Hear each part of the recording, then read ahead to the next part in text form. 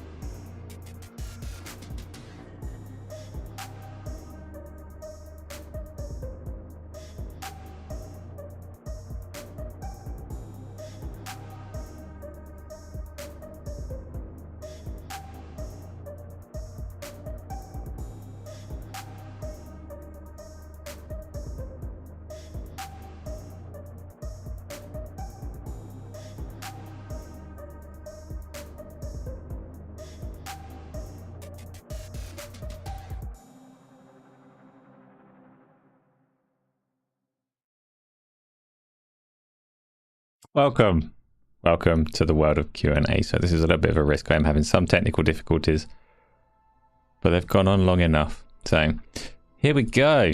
How's everyone doing today? I'm sorry for keeping you waiting for so long. Nost question mark. You know, the usual intro. Past, present, future of gaming. It all converges and we have a good time and a good chat here. I don't think I was around last week. Or didn't do a show last week, so it's been a little while. I see Peter there, Iris there, Tony, Baz, Tom. I have to scroll to see more people than that, but thank you everyone for being here and waiting for me to get going. Let's do, I see Ghost Fixters there as well. Did a little bit of a scroll, Painful Discourse with a Wii, and Replicant. All of my VR friends are here too, of course. Good. Good. Right, Danny Passion Official. Welcome, welcome, welcome. Right. Rubbing of hands. Where's the OST? I can't hear an OST. Oh, this is outrageous. So, before we get into the show, I want to fix the OST. No, it is playing. It was just very quiet. Before we get into the show, a quick word from our sponsor.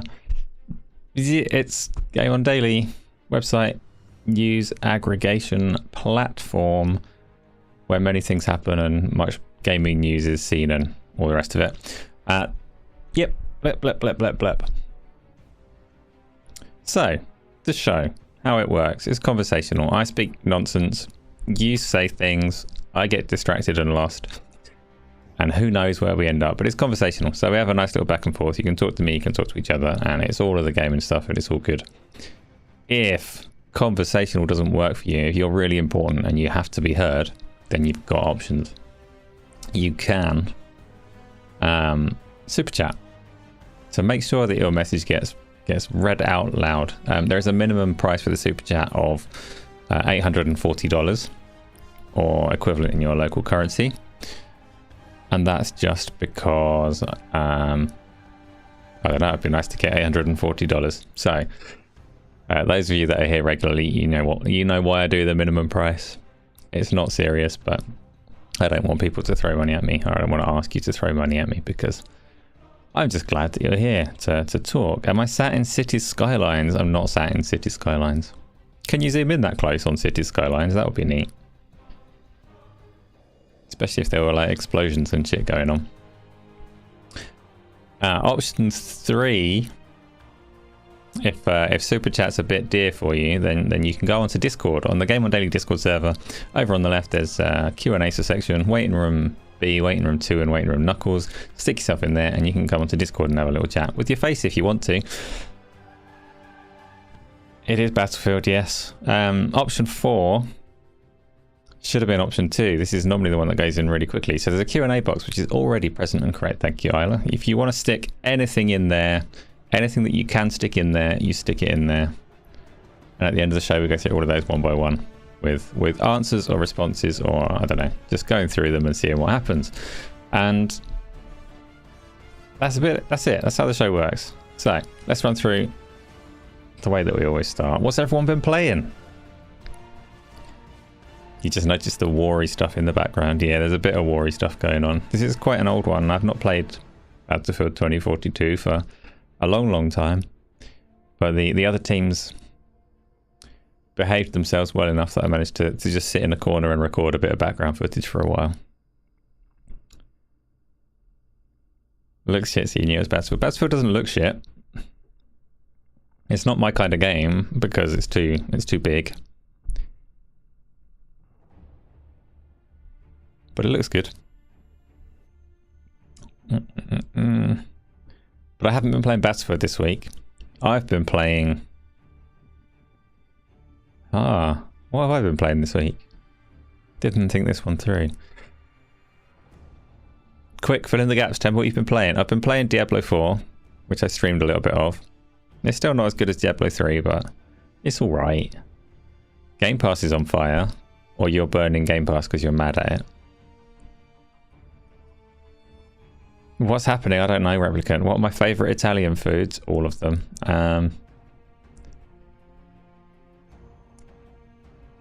You're looking forward to Robocop, Rose City and Star Ocean second story remaster. I've heard that that's a really good remaster of what was originally a really good game. Star Ocean is very uniquely appealing to me in Japanese RPGs because, as you know, all Japanese RPGs sit in one of two schools. They're either ancient deity sealed away that inevitably gets unsealed by the end of the game and is like the boss, or they're set in a high school with weird creepy romance options. And Star Ocean is in space, so it's not necessarily either of those. I'm probably going to be really disappointed. I'm probably going to play Star Ocean and find out that they're all set in Space School. And have a sealed away star deity. But, you know, I'm interested in all of the Star Ocean ones. I actually downloaded the most recent one. What was the most recent one called?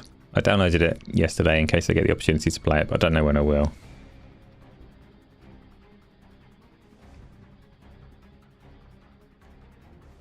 I don't know if I should play that ahead of Star Ocean 2 Remaster or not. That's a list, Baz. Dungeons of Eternity. Tell me about that. I want to play Dungeons of Eternity. I don't think it did very well because they've had to discount it, haven't they? They've changed the RRP down from like 35 quid down to 20. Which is sad to see. I'd like to see games do well, and it looks quite neat. I'm not typically a roguelike player, but it does look like one of the better ones. Has some interesting concepts going on. So maybe. You tell me, Baz, am I going to like Dungeons of Eternity? The only roguelike that I really enjoy is Hades. And I don't think it's that similar. Resident Evil 4, I'm waiting for the VR, obviously. You said Sims 4. You're not a Sims player. Tell me, Baz, how many downloadable content packs and expansions have you got for Sims 4? So I can tell if you're an enthusiast or not. Tom, you were thinking of dumping Game Pass for a few months. Your sub runs dry today, so you've already done Remnant 2, haven't you? I don't know what else is coming to Game Pass. I've seen the list of what's coming out this month, but in terms of big things that you'd want to keep your subscription up for, I don't know. No harm letting it lapse and just resubbing when something does hit it, I suppose. PC put on Starfield, Pool Blitz, Mario Wonder, and our Sunday multiplayer games. Yeah, Rocket League, wasn't it? Rocket League and a little bit of Halo. That's true, those two are on mine. Thank you for the prompt, Peter. I've played some Halo and I've played some Rocket League. Tell me how many hours you've invested into Mario Wonder. I want to know how good a game this actually is. Tony, you got the Squadrons VR playable now. Lots of hoops to get it up and running. There can't be that many hoops. But were you blown away when you sat in the cockpit of your favourite Star Wars TARDIS? Episode 13, you've managed to play a few games of FIFA. Sorry, EAFC. See, I initially glanced at and thought you had said FIFA and EA UFC, but no, EAFC and EA UFC are very similar titles for games. Much confusion.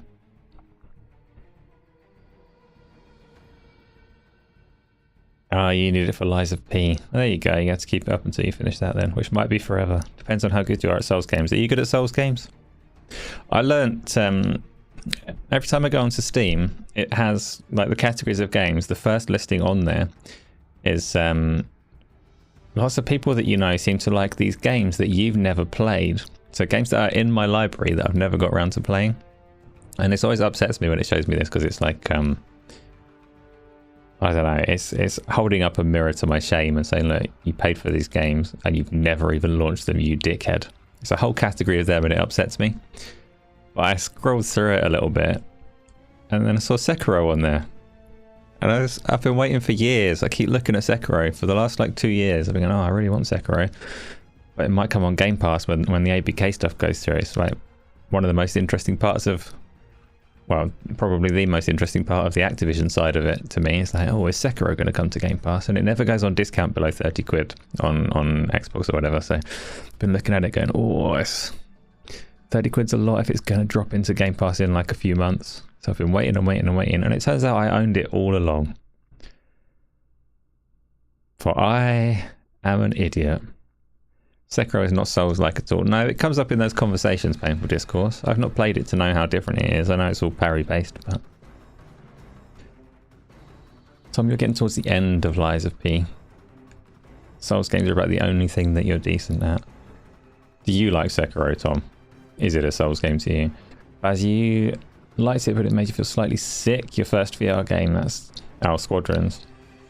You're looking forward to playing with me and Tony and Replicant. And anybody else that puts their hand up, Space Denizen's usually around. He's got the VR going on, but he's way ahead of us in most of the games, I think. Yeah. Oh, for Sims, of course.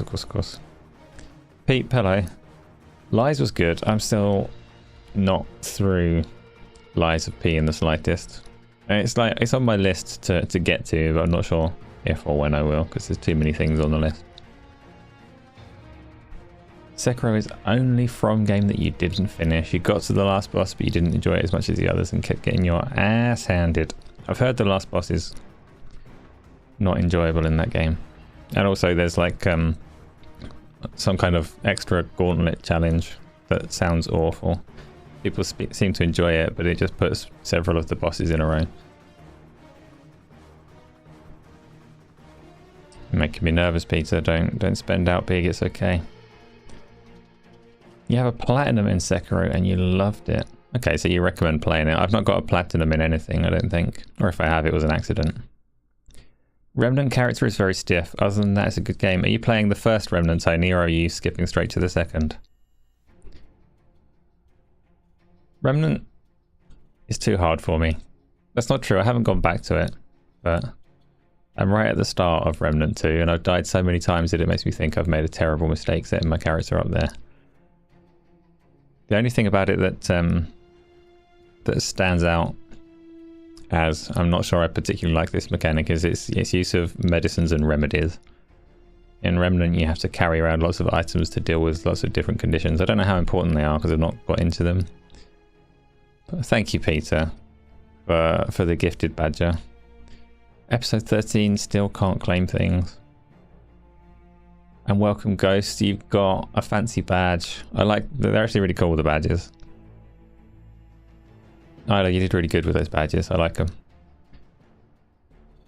You've been playing Gears 2. I saw you said you've never played it, so you couldn't wait for any kind of remaster or anything. So you jumped on it. How are you finding it? I remember very little from Gears 2. It might be the one that has a big fish in it or something like that. Well, that might be 3 or 4 or 5. I don't know. Gears is Gears.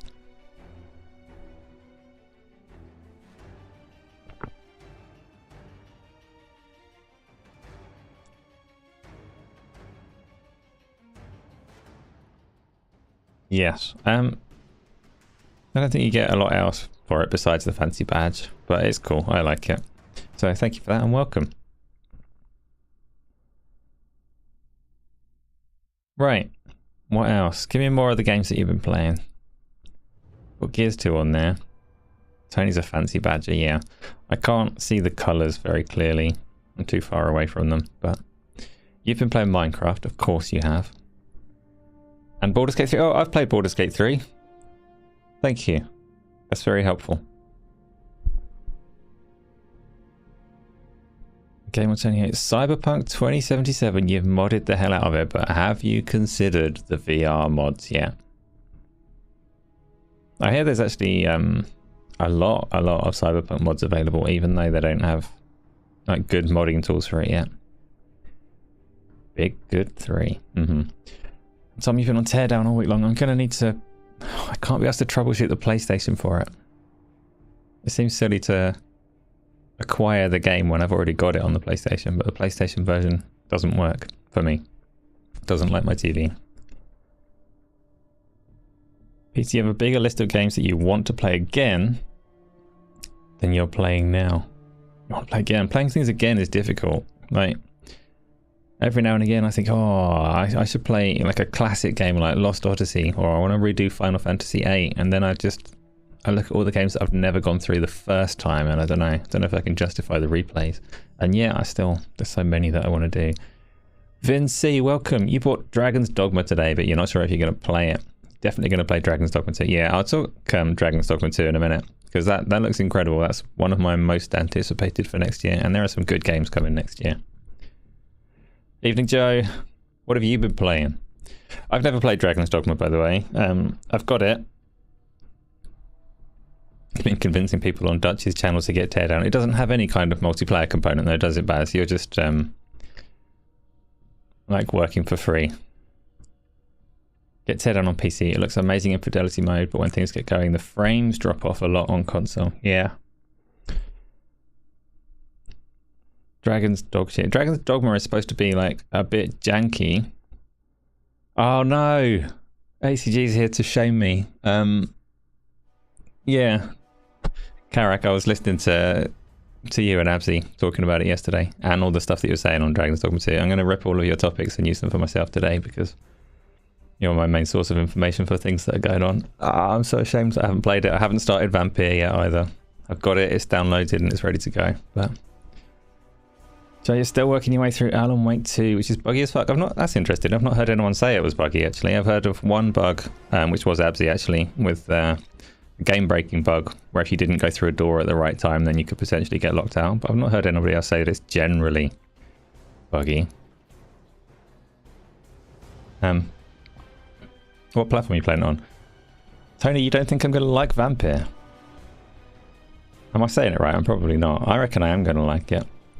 I like choice and consequence and I like being an arsehole. And I think it gives you the opportunity to do both of those things. You've had 3 game breakers on the Series X.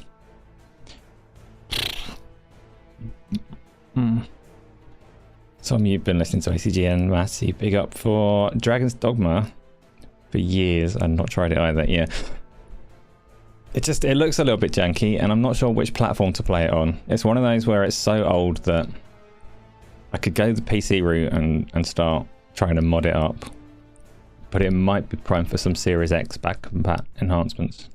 So I don't know, we'll see. I do want to, there's so many things I want to play. PC, you've been playing Wreckfest, PGA Tour, Pinball Effects, and Shell Shock. Those are the ones that you need to make a bigger splash. Or Oddworld. I don't like the Oddworld games at all. Dragon's Dogma is £3 on Steam. I think I've actually got Dragon's Dogma on 3 different platforms. I think I have it on Xbox, PlayStation, and PC. And I haven't got onto it. But the second one looks so damn good. It's the only downside of the second one for me so far is that it releases so close to Final Fantasy Rebirth. And I really want to play both of those so very much. Joe, you're opening cupboards and getting stuck behind the doors and shit like that. Yeah, that's... You're cursed. At least as far as that game goes. So Tony, you haven't played it, you just saw the trailer and read what it was about and it put you off from playing. Let's have a little look at Dragon's Dogma 2. They showed it with this release date trailer yesterday. But it was part of an hour-long thing of nonsense, and I couldn't stand to watch the people that were talking about the in-depth stuff afterwards. What we can do, though, is just a trailer to begin with. Bring that up. Ooh. And it's a trailer that has quite a lot of spoken words, so I'm not going to put the sound on for it, but... You're talking about Vampire? Tony, you're talking about Vampire. Nah, you're wrong. I'm going to love it. I reckon I'll love it. I like Don't Nods games in general. So, I'm not sure. Unless you're assuming, Tony, that I won't like it because you have to be stealthy. And that's a very real possibility. I'm not a big fan of stealth. But I can see a lot of great games are releasing on the first quarter of 2024. List a few for me, if you don't mind. Believe you.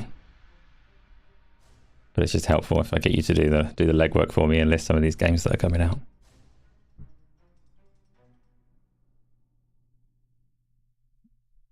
I'm still typically like, I enjoy the high fantasy setting and I enjoy it when Japanese developers slightly twist conventions that we're used to. And Dragon's Dogma looks like that.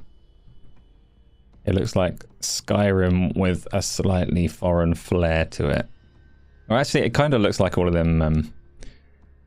It looks like your Black Desert, like shitty, looks amazing but turns out to be horrible kind of RPG. But I don't think it will be horrible in this case because it's got Capcom behind it. So it just looks awesome. Like a Dragon and Persona Reload. Persona 3 is that.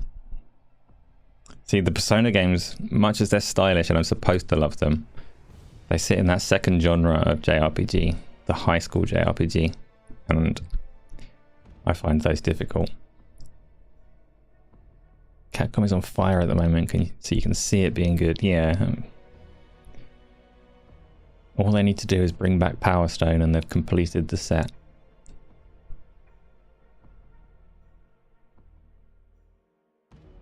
It looks... I obviously love playing Skyrim and I mostly play it in VR. Oh shit, I'm going to play Dragon's Dogma 2 in VR. It's on the Resident Evil engine that's not called the Resident Evil engine, the re-engine. And those games always get very effectively and very quickly modded to work in VR. That's exciting for me, even if it's not exciting for everybody else, but... Peter, you are spitting epaulets on my top. Wait a minute. Are you spying? I don't know what epaulets are, so I'm going to say no, you're not. I'm not classy enough. Yeah, I see the word is spying. I'm not classy enough to know. I'm definitely not wearing anything classy, so... So, everybody's really looking forward to Dragon's Dogma. What else are you really looking forward to for 2024? Someday Dino Crisis. Yeah, Dino Crisis is the one that everyone goes to, and when you look at the line of Resident Evil remakes that they've done, the one that makes the most sense to do is Dino Crisis. Because they've kind of exhausted the good Resident Evils that people are fond of. I know Code Veronica has an audience. I'm part of that audience. I'd like to see Code Veronica, but... Stalker 2, I want it to be good, but I'm not convinced. It's one of those things where the developer's been through such hardship that if they manage to pull that together and deliver a game up to them standards, then I'll be very impressed. I hope that they can, obviously, but... I don't know, I heard mixed things from the people that got to play test it at Gamescom or wherever it was that they were showcasing it. Have you played it? What with your privileged Influenza access? Elden Ring DLC, yeah. I haven't finished Elden Ring yet, though. I'm a massive fraud and failure of a gamer, so Elden Ring's DLC can go on the back burner for a little bit. I played Elden Ring for I don't know, maybe 40 hours. About 15 hours into it, I saw a weapon that I wanted to use because it was a three-headed flail, and flails are relatively rare in games. So if I get a good flail to use, they're like an animation challenge. So when a game does them well, I want to use it. But I had to completely respec into dexterity to use this thing. So I spent ages grinding, changing my character around in Elden Ring. Push up my dexterity, picked up this three-headed flail, used it for a little bit, and then went, right. Don't really know what I'm doing now. I've lost my drive because I've achieved my one goal in this game. So I put it down for a little while and forgot to go back to it. But I will. I will.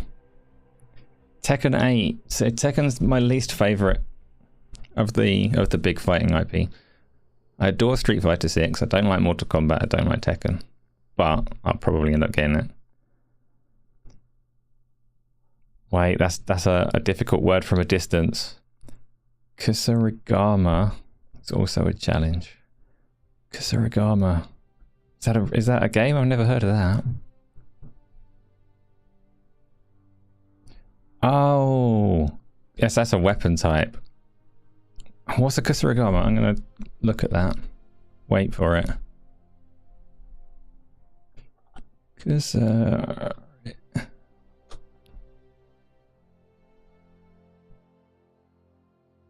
Why would that be a challenge?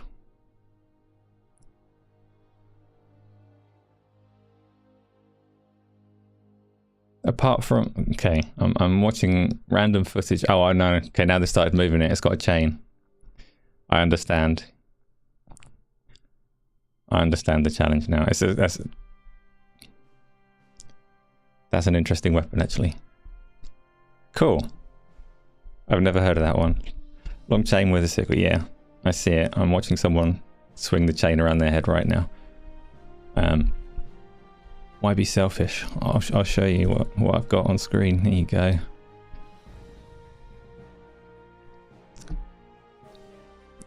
I've not played Neo. I've never come across this weapon in a game, I don't think.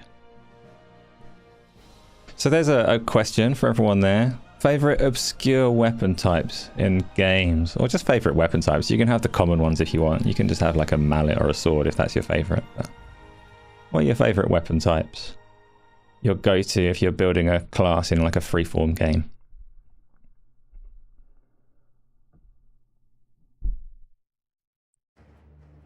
Am I going to show you? Yes, I did show you. A smart pistol. Yeah, I mean, with my like challenged accuracy, I can see the appeal of the smart pistol. You can have that, Joe.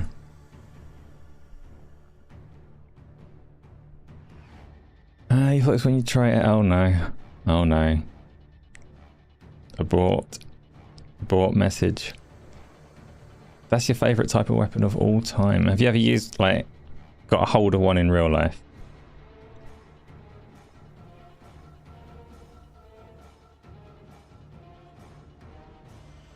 You like flails and maces. You like to bludgeon stuff. I'm less interested in maces than flails. I don't know. Don't know why, but... You prefer daggers to swords, replicant. That's like a massive red flag. That makes you like a stealth wanker, I reckon. You hurt yourself in less than 11 seconds. Good. Not good. Like, you know, you're still alive, so it's fine.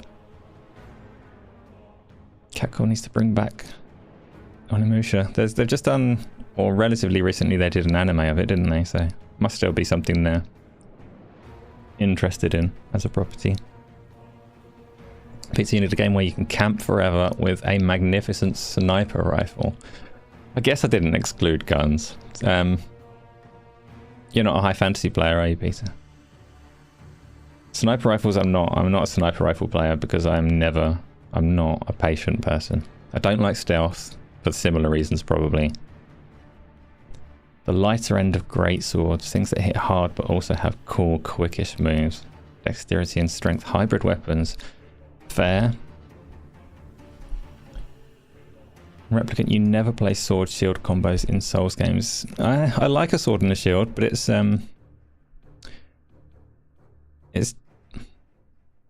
corrupted by World of Warcraft. It's difficult because the defensive kind of archetype sits in a funny place if you're playing a single player game. It sits in a funny place if you're playing a multiplayer game. So they're tricky to get right. The trickster in Dragon's Dogma 2 using the lamp and the smoke, it did. I'm not typically like the smoke people and the decoys.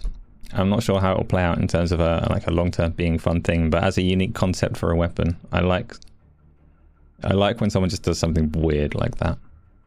I used to play Asheron's Call 2, and they had a whole class that their whole weapon system was based on like a wasp nest. It made no sense at all because it was actually a beehive, but they fired wasps from it. And it's like, oh, that's an unusual take on a weapon. I like it.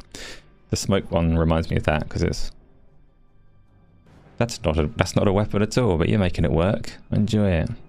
Oh my goodness, there's no way that you've played Asheron's Call 2. I'm the only person in the world that played that game.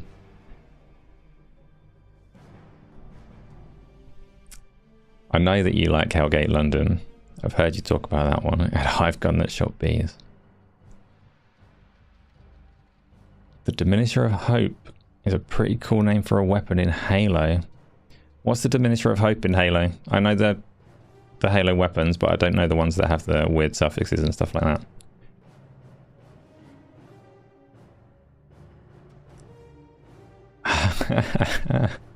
I could talk to you for so long just specifically about that one game and what Microsoft did with it and Turbine.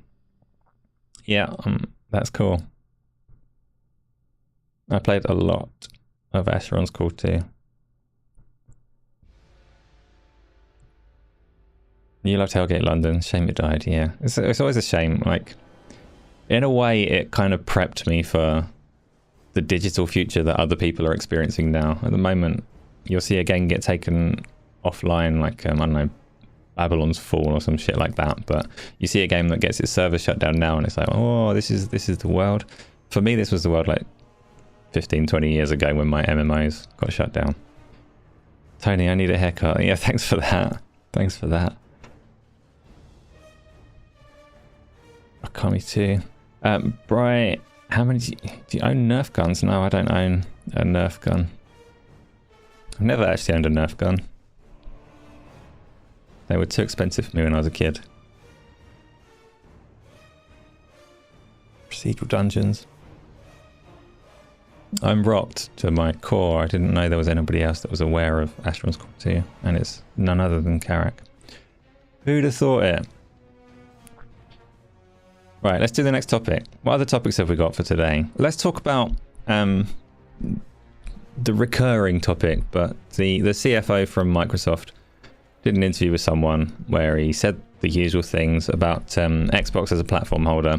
Their long-term intention is to bring their games to as many screens and displays as possible, including working alongside or with their generally perceived as competitors. They'd like to see their games on PlayStation and Nintendo's devices as well. So, first of all, what are people thinking of that? What's your interpretation of it?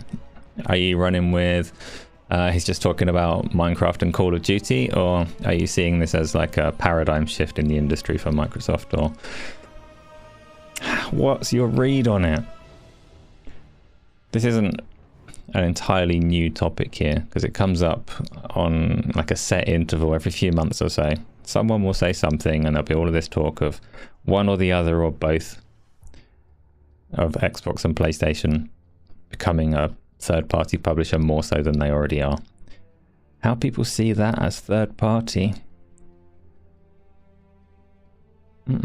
Peter only believes in slingshots and BB guns. The Roaring Twenties was crazy. Yeah. Phil's been saying that for over a year or so. Yeah, kind of. On and off he says that. Depends who he's talking to. Depends on the audience. You don't think it's anything new? It's always been their strategy for quite some time. I always see... I'm going to repeat myself very much now, but I always see people saying that if Xbox were to do that, or if PlayStation were to stop making consoles, it'll be really bad because we need competition and all the rest of it.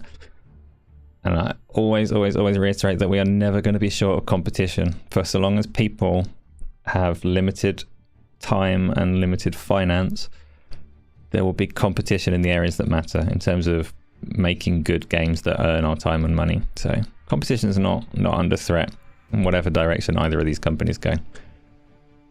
It's innate to there being multiple people wanting our finite resources. So that's a positive.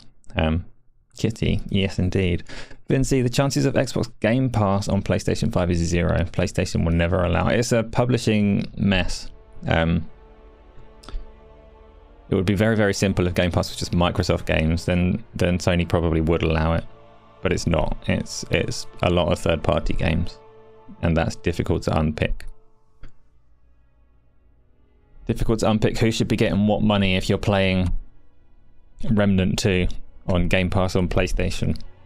So what do you all like on your pizza? Not sweet corn. Yeah, no, that's a terrible idea. Space Denizen, there are so many people here now getting on the VR train, which is obviously one of your signature things. I've got like a little collection of people that are getting on board with their quests, ready for some multiplayer. Joe, someone should do a Game Pass for indie titles.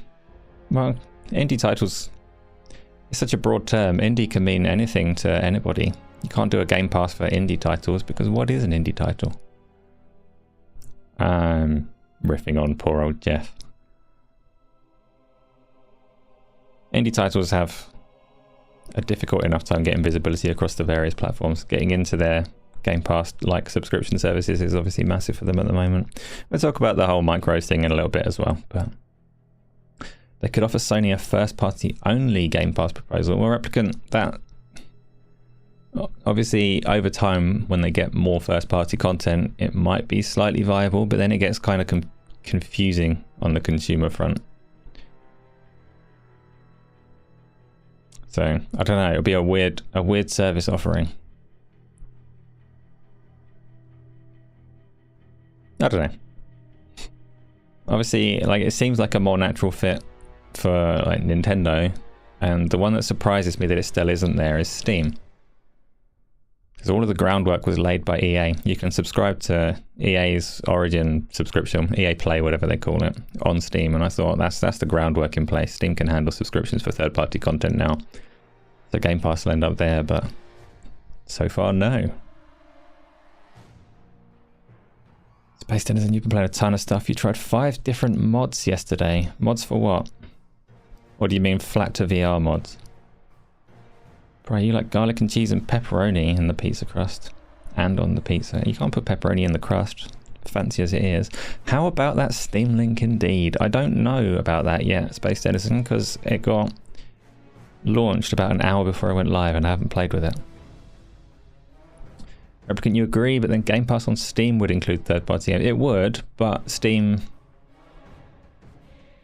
like, of the platforms, they are more agile than the others, I would say. So if it can work anywhere, then Steam could make it work. But you can see the first-party only Game Pass proposal for PlayStation doesn't make sense. They might as well release their games on PlayStation. Well, I'm all for them releasing their games on PlayStation anyway, so like this is where I stand in a very different place to Gaz, because Gaz hates the idea of Xbox games being on PlayStation, and I don't see like any downside for me as a consumer whatsoever of that happening. But what about people here? If you had to choose, like, would you want to see, let's go Elder Scrolls 6, a big one, or Gears of War 6, would you like to see those on PlayStation, or would that upset you? Like, do you have emotions tied to this?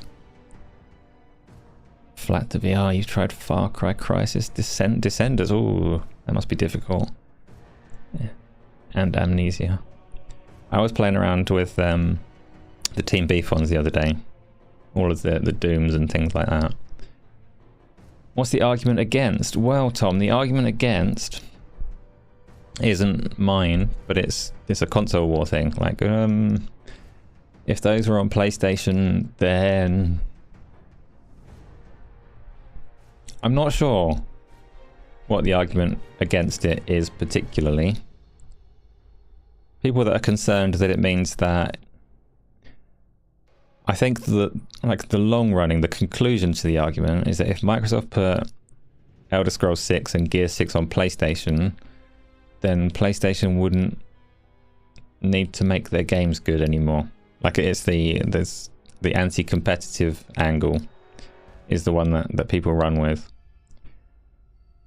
So if that was happening, if you could get everything, then why would you buy an Xbox, and why would PlayStation try? Why would they invest in big games? Why would they be competitive with their hardware? Why would they want the next God of War to be a good game? That kind of angle, I think. And this is like other people's arguments, because like I said like 5 minutes ago, the competition will never die, it will never fade, it will never be threatened. So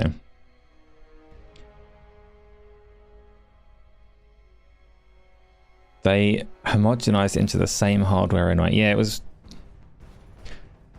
different. Like the hardware's been the same for a long time. The PlayStation 3 and the 360 era was different in that sense, and it would have been challenging to bring things across. I've always said on exclusives, the only reason that I like something to be exclusive is if it is literally leveraging the hardware in some unique way that means it has to be exclusive to be the best that it can be. And that's not really a thing anymore. Like, as a concept, it would be 0.001% of games could stake a claim to being like using hardware in a unique way. Makes sense. What makes sense, Tony? Painful discourse, you don't care. He's like, this is the grown-ups. We're asked this question on Saturday on Go Live, and you'll get, I reckon, an overwhelming response that Xbox should never release anything on PlayStation. Ask it here and people are like, yeah, why not? So I'm saying Xbox should release a light gun. Connect, Joe. Connect is the example. It made all the sense in the world for Fighters Within and Connect Sports to be exclusive to Xbox because you didn't have Connect on any other platform.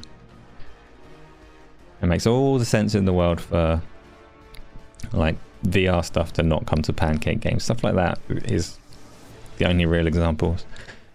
Game Antonio, consoles come from greed. There wouldn't be many consoles if they learned to be fair with how much money each one gets. But no, Nintendo rejected PlayStation, Xbox got rejected by Nintendo. So here we are. Greed's always going to be part of the industry, isn't it? It's just the world. So no strong reaction. They'd want that because they earn 100% on first-party titles. Yeah, I mean, I can see when you talk about competition and the lack of it, the area that, like, the change in industry could threaten is console hardware. ACG, you're greedy, you want all of the games. Yeah, and a little bit of money would be nice as well, but, you know, All the Uncrustables ever made. Nintendo should put their games on Xbox. Nintendo's the one that desperately needs to. They don't need to for their own sake. They need to for my sake.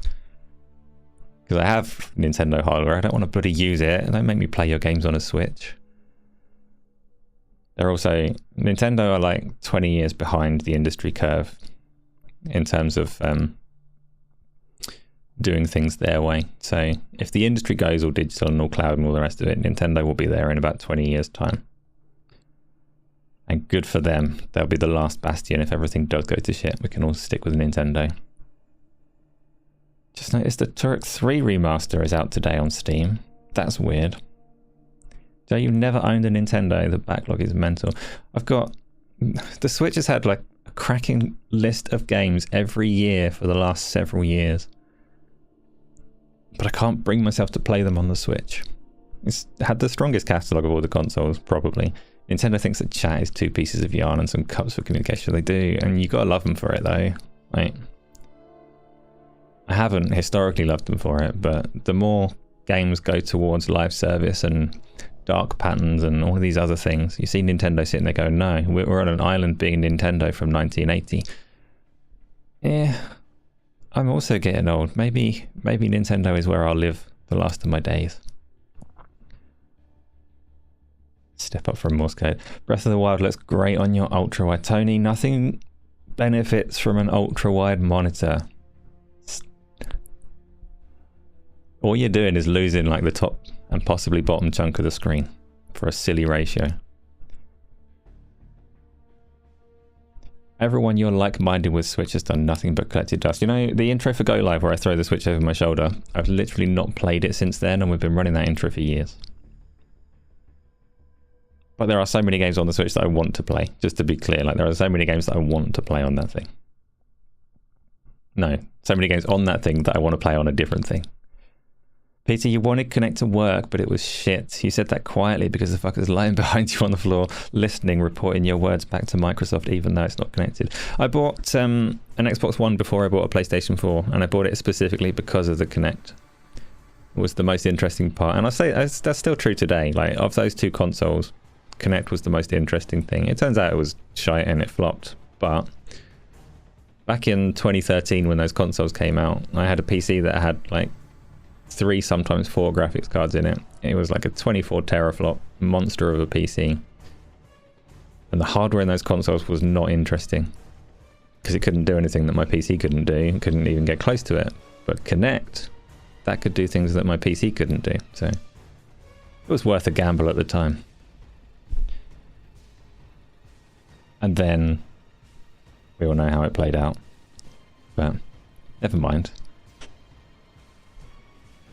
You've been playing Enter the Gungeon on Switch. Yeah, Switch is very suitable for that kind of thing. I never play on small screens. For me, the Switch is it's like a home console, docked and used on a TV, and just not really adequate for that experience. But that's like I always say, the portable screens.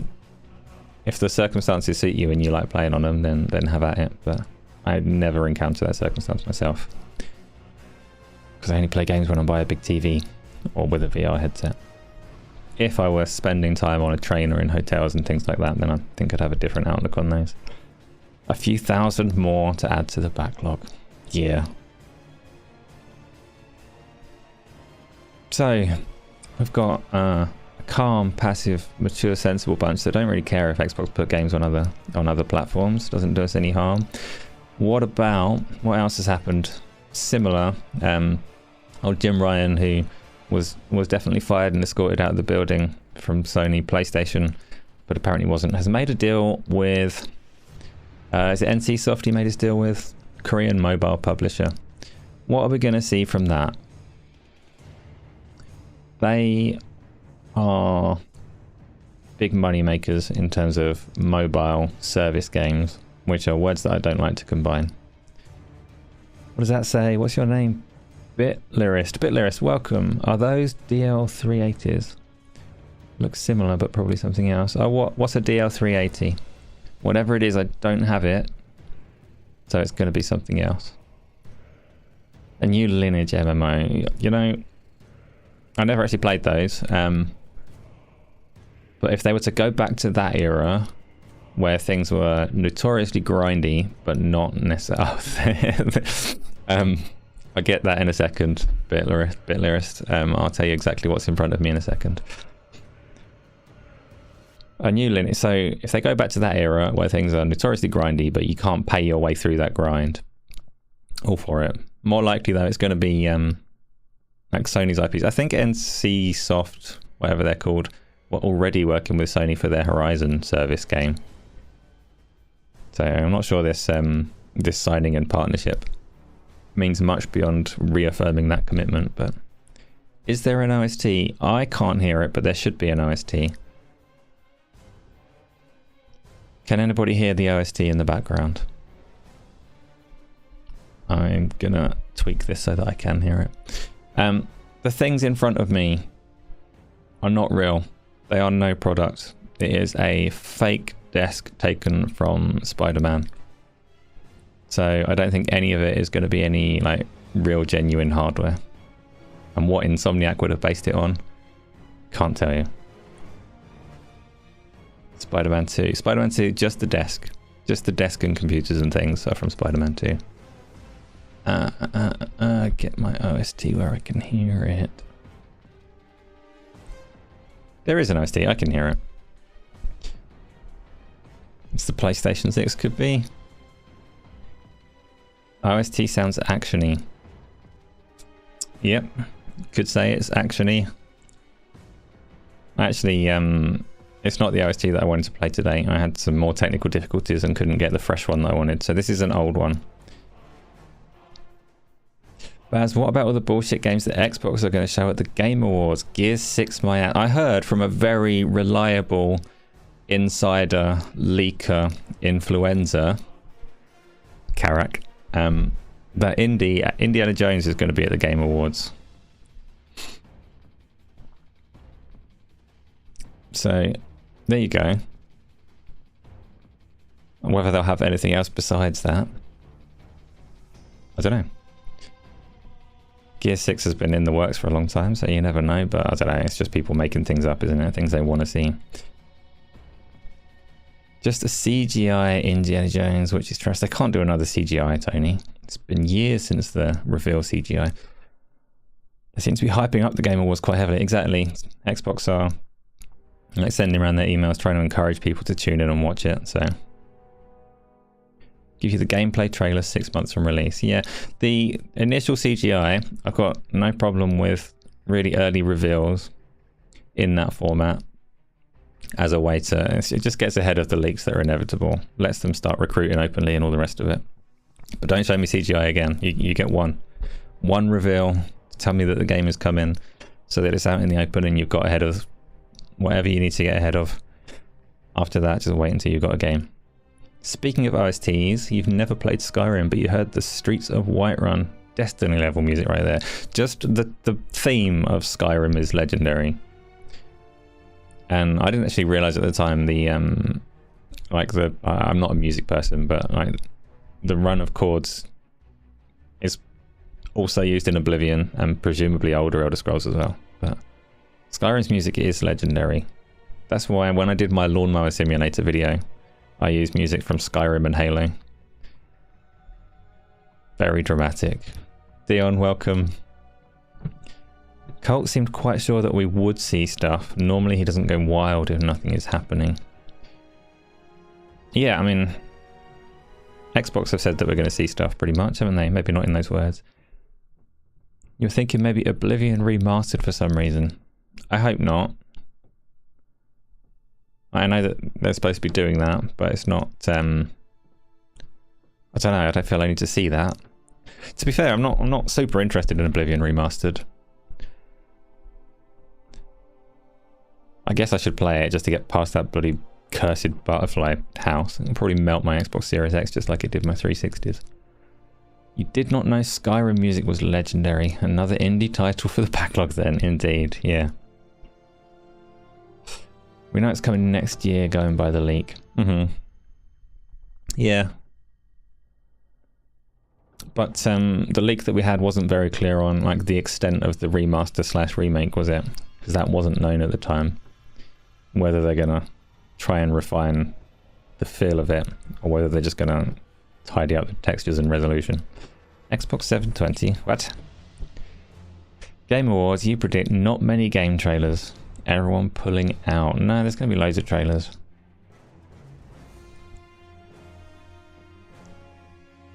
Loads of trailers. It's still a big stage.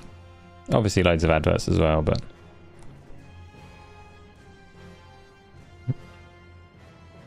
Not the C word. Which one? Okay, so no one cares about what PlayStation are doing with mobile. Let's move on to the more controversial topic. You know my opinions on this, but this actually should have been a topic for last week's show, but I didn't do last week's show. If you are on the Twitter, the X, whatever you want to call that platform, you would have seen Mike Rose's fallout from his tweet on one of my favourite topics. And they released, what's the game called? Someone fill it in. It's Spirity. Spirity is a one-person game published by No More Robots, which is Mike Rose's publisher. I think it's supposed to be what's that farmy game? Like a Stardew Valley game with Spirited Away vibes. Hence the name Spirity. It's a Spirited Away kind of, which is a film that I've not seen, but I know some of you have. Kind of game. But what he said was that they released it on Game Pass, Switch and PC, and it had done very well, and they've made a certain amount of money, and they were very happy with the launch. But in the thread of tweets, he said that they'd had zero coverage on YouTube, and everyone that everyone that they spoke to about covering it was asking them for money to do that. You missed the show last week. You keep telling me to watch it. Oh, Spirited Away. Yeah, I know you do. I know you do. He got massive backlash for saying this, for suggesting, because he said that he doesn't really want to pay YouTubers for coverage for the game. He said that he got zero coverage as a result, but that paying YouTubers feels icky. And he got massive backlash on two fronts. One of them was fair, where he had said that he had zero coverage. That was overly dismissive on the coverage that he had received, because there were some people, so there were some small YouTubers that had covered the game in some capacity, and it was quite rude to them for their efforts. So he got smacked down for that, but that was minor. That was very secondary. The main thing that people were really upset about, and I'm with you on this, Joe, I don't think he needed to back down. The main thing that people were really upset about was the idea that paying YouTubers for coverage is icky in the first place. Isn't that an interesting topic? And I think people are fairly aware of my own stance on it. But what do you all think? Do you think... Let's get the easy bit out of the way. If you're talking about reviews, paid for reviews, I don't think anybody will disagree that that's a disgusting concept. And that can't be a thing that exists. You can't trust a review that's been paid for. So that's the easy tier of it. That probably doesn't need much discussion. But other kinds of content, other kinds of coverage, where you're talking about let's plays and streams and, I don't know, previews and other kind of videos. Is there a leeway there? The argument from the YouTube influenza side of things is that actually there's a whole lot of games to play. This game's not necessarily going to be like big on views for them, and essentially you're asking them to do marketing, you're asking them to do advertising, you're asking them to put their time and energy into a video. You should pay for that as a service.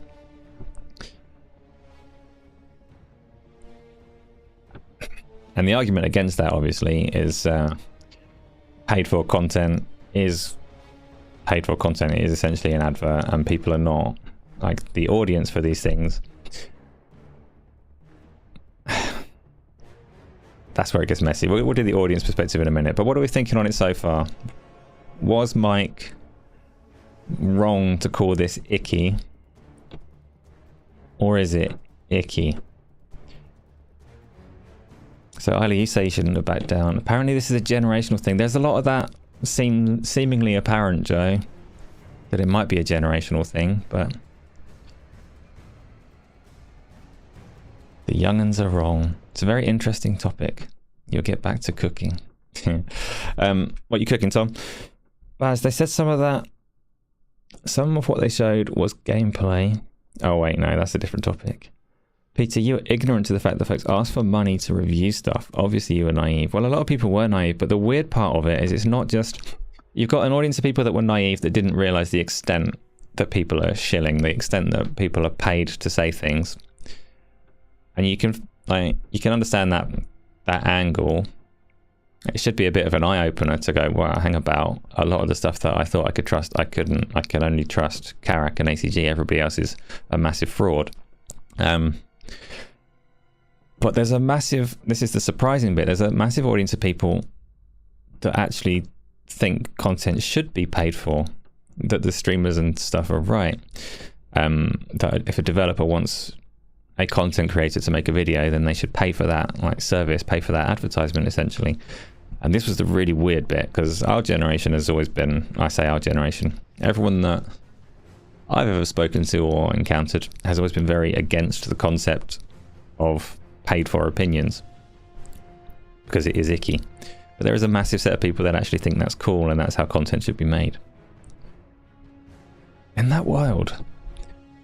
Bitler, streamers are essentially gaming influencers, and people pay influencers to expose their content to a community that would otherwise not be exposed to it. You don't know if it's right, but it happens. You are correct, it definitely does happen, and it is inevitable to some degree. It is a commodity, like someone that has a lot of attention, someone that wants that attention. It's a very natural kind of arrangement. But like the people that were asking for it weren't just big streamers that are in a position to sell their time because they're so in demand. This was just a whole load of people that seem to think they should be paid by their audience directly through super chats and all the rest of it. They should be paid by the platform, so YouTube and Twitch, for hosting, like putting the working on their behalf or whatever. They should be paid by the people that made the game, and they should get their cut of all of the advertising and all the rest of it. Like, money should come from all angles for them because their time is so precious. It came across so entitled and weird to me because, like, well, because it was entitled and weird. Platform is an interesting... Developer is like, I don't know where I'm going. There's too much that's annoying about this for me, so I'm muddling my words. Peter, surely the YouTube platform should find a way for creators to fund themselves by views rather than anyone else. Well, YouTube does, right? YouTube gives you a share of advertising revenue, and it has community funding through super chats and memberships and all the rest of it. Tom, you think you'd rather have paid for content which is highlighted, so the mud between the ground sometimes get as an alternate marketing push? Peter, you get sponsorship that is transparent. Not as transparent as it should be, I would argue. Not as transparent as it should be. But we'll get to that in a minute. The last of the 9-foot sausage? As in 9 feet? Fair enough. So, in terms of entitlement though, so it's one thing to sit there and say, I think a developer should pay me to make a video about their game. Completely taking for granted the fact that you don't have content if developers don't let you use their game. So there's a conversation that never happens, because historically streaming and videos and all of that is a mutually beneficial relationship. People make games and they want to market them. People making content are essentially doing them, they're kind of doing them a service. But in any other industry, if you look at music and films or anything like that, you try and take the works of an artist, you try and take their music or their video and make content out of it and make money off of it, then you sit there and wait for the DMCA strike and the takedown, and you do not make money off of it. Games are unique in that aspect, in that somebody else makes them and they let you use that content to make a living or to earn. And that's wild in itself. Like, don't take that for granted, content creators, because the industry could turn around and say no. They could say, actually, if you want to stream Fortnite, you need to pay epic royalties. You can't make money off of Fortnite anymore. And that wouldn't be like an unreasonable stance for the industry to take. It would be self-harming, which is why we don't see that stance, because that publicity is good for them. But for creators to just take it for granted, like, no, developers should pay me. You're lucky you're not paying them. So don't forget that. And then it's the same for YouTube. There's always, like, YouTube is backed by Google, so it's very hard to sympathize with their stance on it as a moneymaker. But really, YouTube and Twitch, yeah, Google and Amazon, take the backing away from it though and consider what those platforms do. Content creators don't have a life without those platforms. Like, you don't have a lifeline, you don't have an income without them. So stop taking everything for granted and demanding money from everywhere. I don't know, it's wild to me anyway. And then you've got your audience who, as you know, when we're here, I always ask you not to give me money because I'm uncomfortable with it. But the audience is traditional funding method through advertising and all the rest of it. So, I don't know. You don't pay much attention to influencers. No. It would be nice if you could have more that you can pay attention to though, right? And obviously the term influencer is born of the way the industry has moved and the way this thing has grown and developed. But to be able to pay attention to people that you can trust sure would be nice. Which is why I always, he might even still be here, I'm not blowing smoke up your ass, Carrick, but I always say, can trust you, can trust Gene Park, there are very few others that I would trust, and me, I'm getting there, I'm building something, but your quotes are a lot more dirty. Uncomfortable message. You trust me, good, thanks. Yeah, but so ACG and Gene Park, the reason that I can trust both of those is they're both self-imposed their own little like policies and routines to keep themselves honest. Like Carrick was talking on Wednesday about some of the sponsorships that he's actively turned down because he doesn't want that kind of dirty money. And Gene does the same thing. They both want to keep themselves honest with the experience of buying a game and having that as like a facet of their reviews and personality. Been shilling VR for years. I have, Joe, but not. I'm not sponsored to do so. I get nothing for it apart from to share in your joy when you strap that headset to your face. And actually, I think I've said before, I had a small VR game developer reach out to me on my Twitter DMs, and they offered me a copy of their game for free to cover it, and I panicked because I don't want free stuff like that. It makes me uncomfortable, and I didn't have my well-intended policies that I have in place now, so I panicked and told them that I already had the game, and then I went onto Steam and bought it, so they couldn't give it to me. I don't panic anymore. I've got systems in place now. Remember that the current digital overlords are the next generation of music and film studios. They're all still very greedy and in many cases barely legal or morally acceptable. Yeah, it's funny. So, Peter, you mentioned that sponsorship is fine and reasonable. And I don't necessarily disagree, but what's wild to me, I only learned maybe 3 months ago the guidelines that the FTC have for influencers and people taking sponsorships and stuff. Like, I read them, someone linked like their guide for content creators or whatever, and I looked at them and went like, is this real? Because the disparity between what the FTC expect of FTC is American, so the disparity between what is expected of influencers and what they actually do is freaking huge.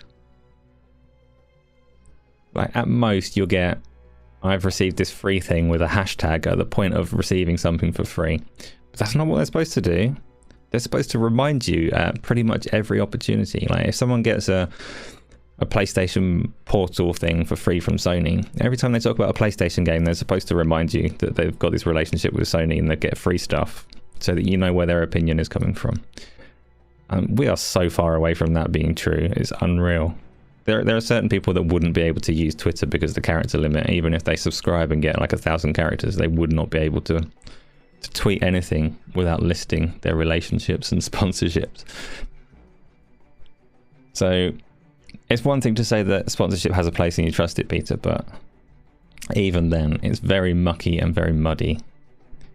and very far off of the standards that institutions are actually trying to set for them. But when you watch good channels, you see, yeah, well, there are good channels, like I say. The usual ones that I always mention, there are good channels. And it's very difficult to do everything right and pure and wholesome, but it means a lot to me anyway. It means a lot to see that someone is trying, that they are doing anything towards that goal rather than nothing towards that goal. So you're gonna say that, but you couldn't spell centipede. Oh no. Oh no. Never free, you must talk all positive and promote. Well, this is, again, if you actually if you watch the best gaming podcast, as he's called it, if you watch Carrick's podcast from yesterday, they have a good conversation about it where he's talking about the psychology of it, of receiving something, that you cannot get away from the fact that it's going to change the way you approach a subject. And that is all very true and honest. Yeah, sponsored vid, but the podcasts after, when they start going about the device and how much they love it. Yes, Tom, exactly that. They shouldn't be. Like, the guidelines, particularly our American friends, the guidelines that they're supposed to follow are so specific on that. Like, it was an eye-opener to see how far off they are from it. It was an eye-opener to see that actually this guidance is actually quite solid. And the world would be better if they did follow it, but they are not close to it. Bitler is for content you expect to pay for the content or be advertised to when you're not paying for that content. And that's like the basis of a kind of content creation relationship, right? It should be, in theory. I'm not like, all of these people are trying to make a living and trying to build something off of it, so they're not necessarily doing it wrong.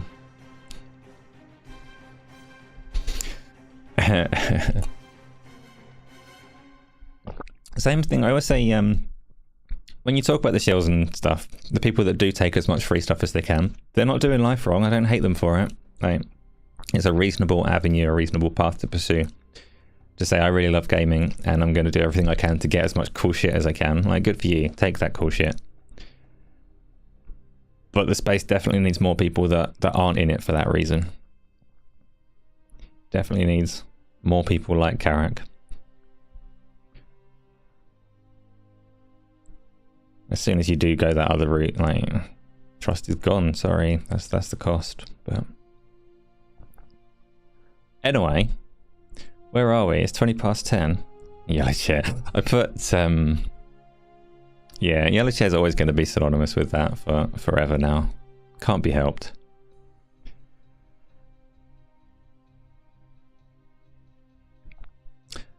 I've never seen a 9-foot sausage. How do you store it? I guess it's not that big once you've like wrapped. I don't know, it doesn't matter. Doesn't matter, this isn't sausage cast. Let's do the questions, shall we? Joe, we don't. Like 9 foot's enough that people won't take that as innuendo. So you don't need to clip it, it's fine.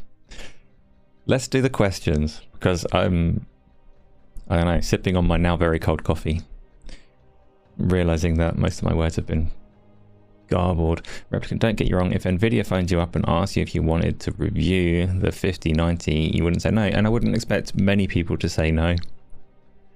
At the same time, I wouldn't trust your review for it, right? Because of course, if you were a serious hardware reviewer and Nvidia said review the 5090, the terms of that for a legitimate review would be that you review it and you send it back to them. Because that's how hardware reviews work in the real world. If they're saying keep it, immediately like there's something up there. So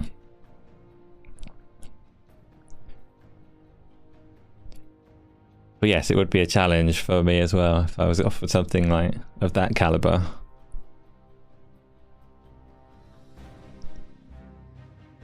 Did I mention Paris to me? I start kicking on. I don't care about Paris. That's fine. Paris hates me. I don't care about Paris. I don't kick off.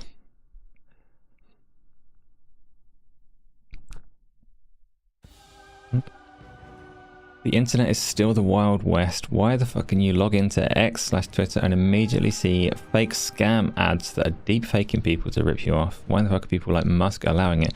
The funny one about that, Peter, is the most common scams on Twitter in terms of deep fakes and using people's imagery without their consent or whatever are people using Elon Musk's own image on his own platform.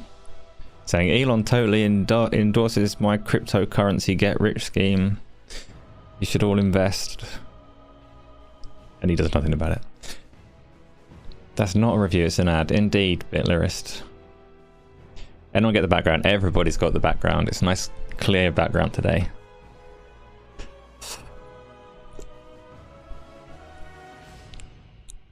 Of course, Baz. Where are my questions? Oh, Isla's not there. You love how much that pisses off Martin Lewis. What does? It's all part of digital ID agenda. Wait, I'm lost. What's part of the digital ID agenda? Tom's 9-foot sausage.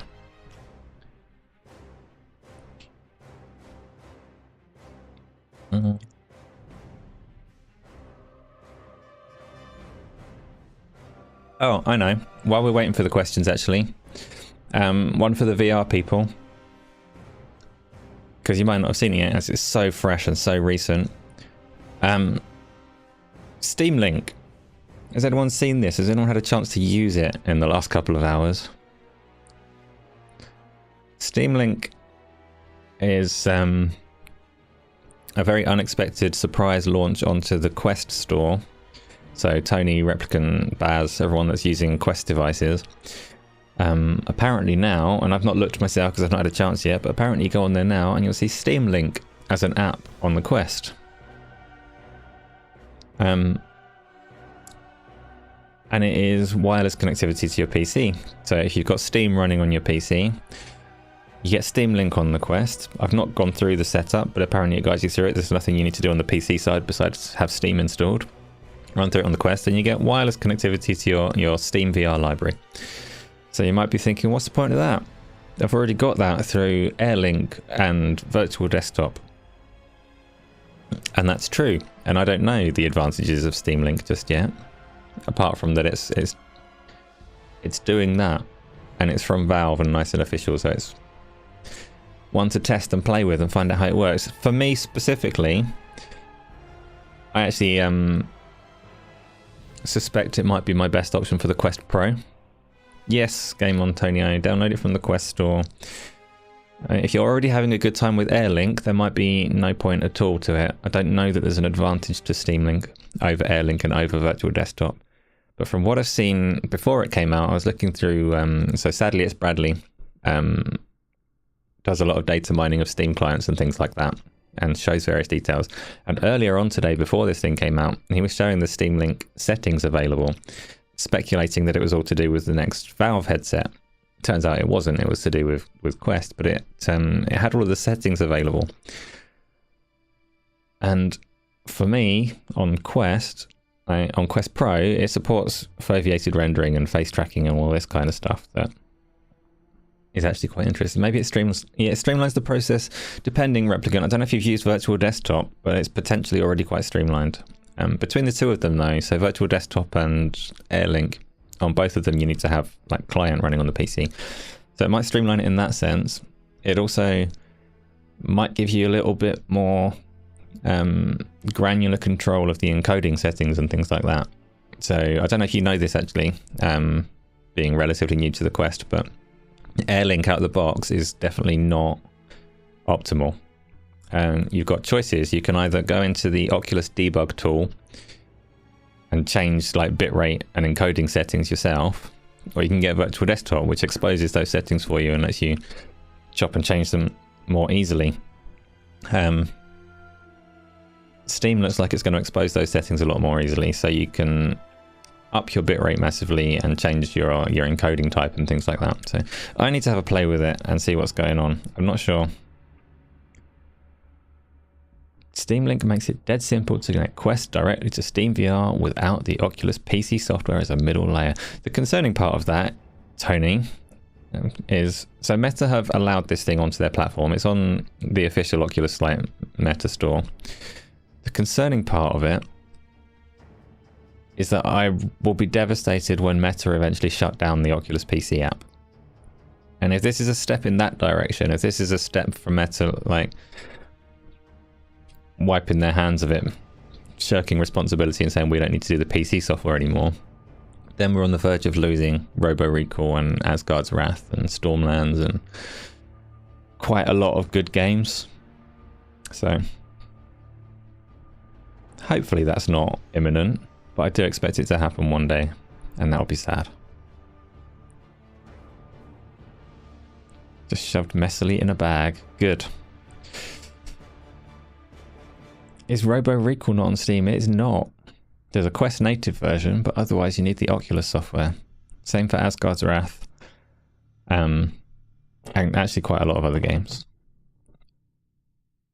Tony, so it's best to just buy from Steam as much as you can. Yeah, the Oculus store doesn't really get new software particularly. It's like a legacy thing. The weird part is, so Oculus, I say it's a legacy thing and talk about it like it's not that important, but most of the biggest, best VR games were funded by Oculus, Facebook, Meta. So it's not trivial if they get rid of that store. As soon as you pee, you're going to answer the questions again. Yeah, don't pee, we're doing the questions now. Steam link, I will try after we're done here and see what to make of it. What? So Bri has asked, what is that in the background? Where is it located? So in the background, other people have already identified it. It is Battlefield 2042. Cannot remember the name of the map. But yeah, that's it. That's the answer. Next question, please.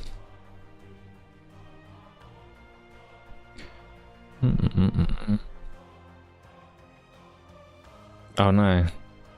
Here we go. Here we go. Episode 13 asked, are the ducks now riding on the back of deers? Cats, dogs living together, mass hysteria. Tell you why there's an Xbox tax. Well, episode 13. The deer are all dead. They were playing by the dual carriageway and an 18-wheeler squished them to dust. There are no more deer. The ducks were not near them, so they're still okay to harass me out the front. The Xbox tax is, it's not an accident that we skipped that topic. But now that you've brought it up, who has strong feelings about an Xbox tax? This is going to be like earlier when we talked about Xbox being against the PlayStation and nobody cared. Nobody's going to have strong feelings about an Xbox tax. To be fair, the biggest, strongest example of an Xbox tax... Yes, Isla, you can go pee. The biggest, strongest example of an Xbox tax. I don't buy into it being particularly relevant or a thing at the moment, but in 2013, there was an Xbox tax. If you want to talk about like negative perception and downscoring of reviews and things like that.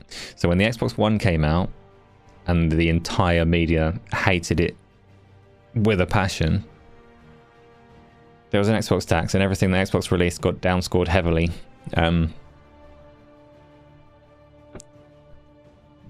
No, Baz, no.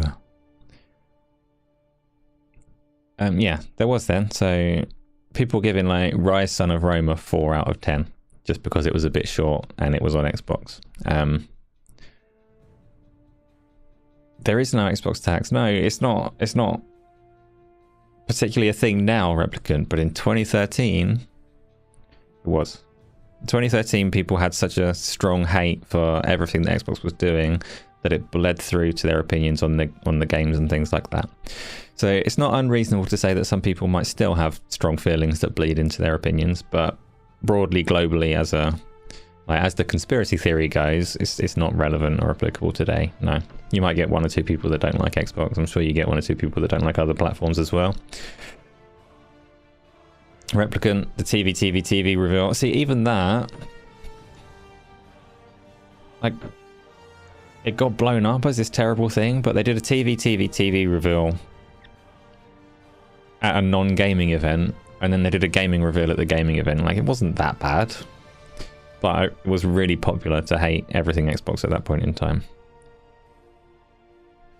Do I think it's a tax? No, like, No, the term Xbox tax though is just like a thing that the community has coined for shits and giggles. Like, it's not literally a tax, but they just mean generally an unfair negativity towards Xbox, right? I'm assuming that's what they're talking about when they talk about an Xbox tax.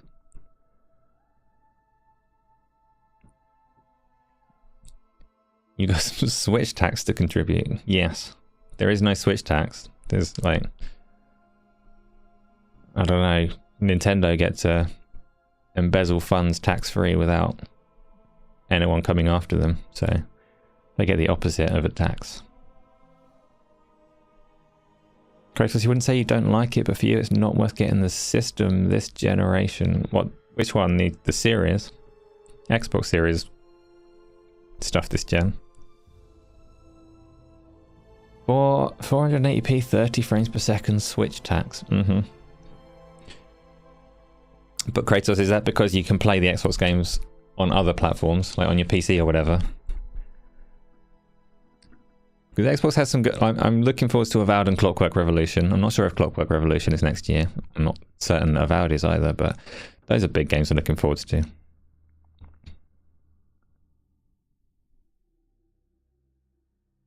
Do you think they are badly done to? Oh, there's a lot of bad websites to ignore in general.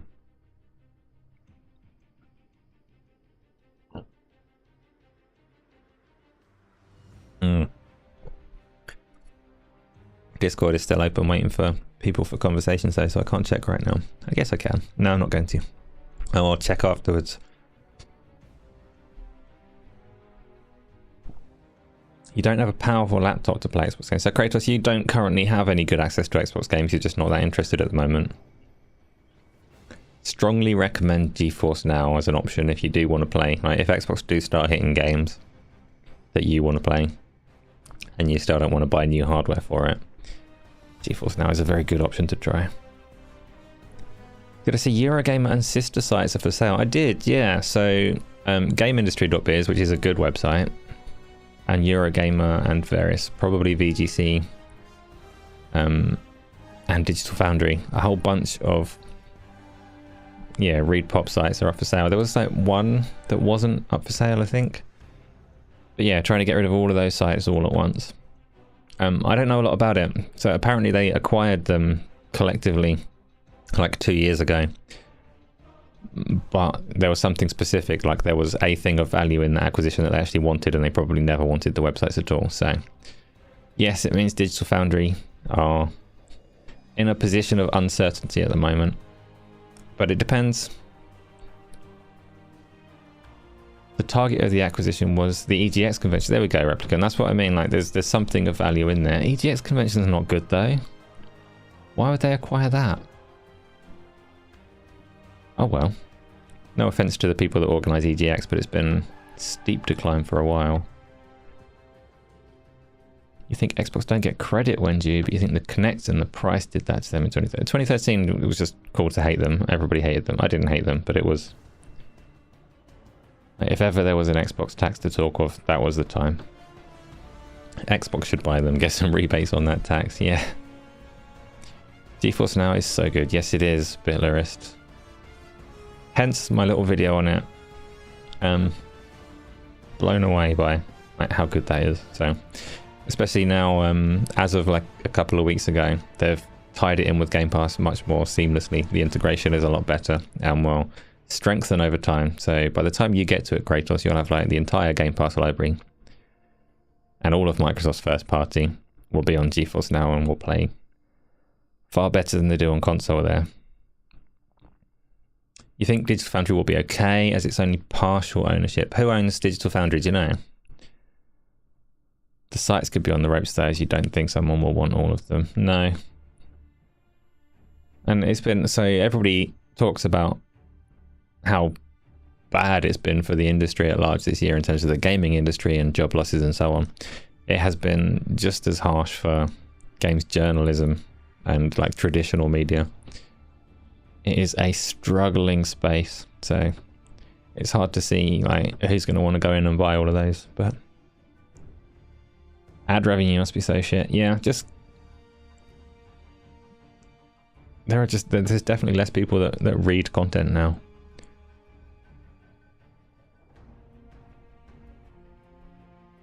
Rich is the other owner, so hopefully him or someone amicable will sort out getting the rest of it.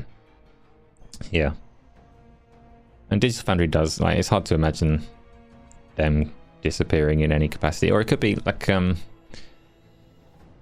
Nick Calandro, something or other, the guys that worked for The Escapist that were let go, but they had name recognition of their own, and they set up their own channel that immediately got like great success.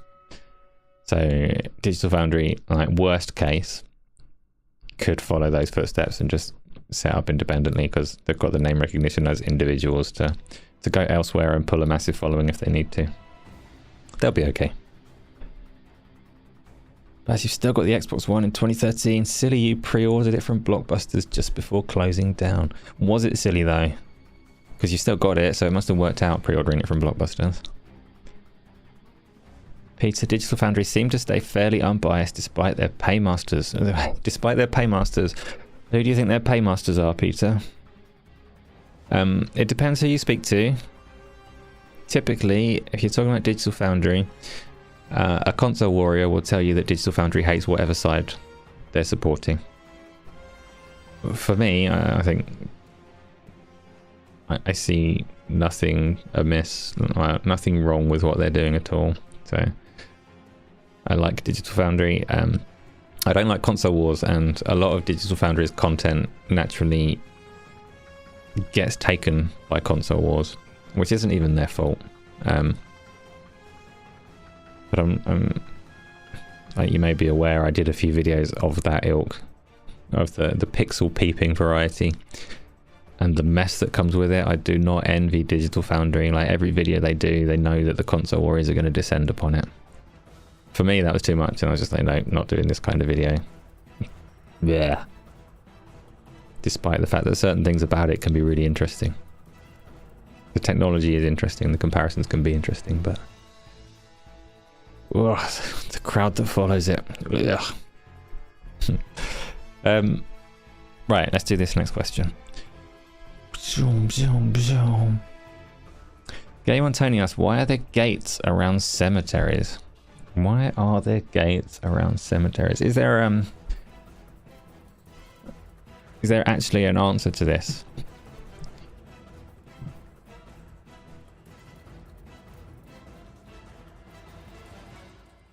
They're not a subsidiary of Eurogamer. They have some weird relationship with Eurogamer, but Digital Foundry are independent of them. They have some weird relationship to publish their content to Eurogamer, but necrophiliacs. Well, necrophiliacs, like the ones that I know, can get through a gate.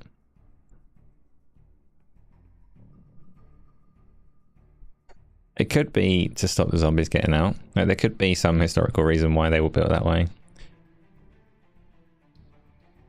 Pretty real people always interrupt this stream. What real people?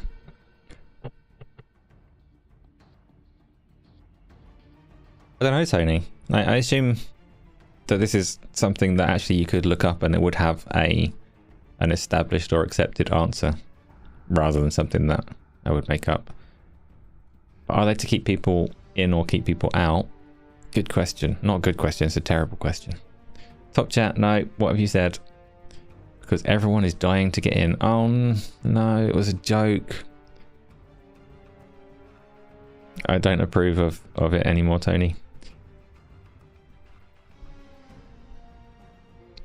Right. Is that New York in the background? No, Brian. It's a fictional place. It's not real.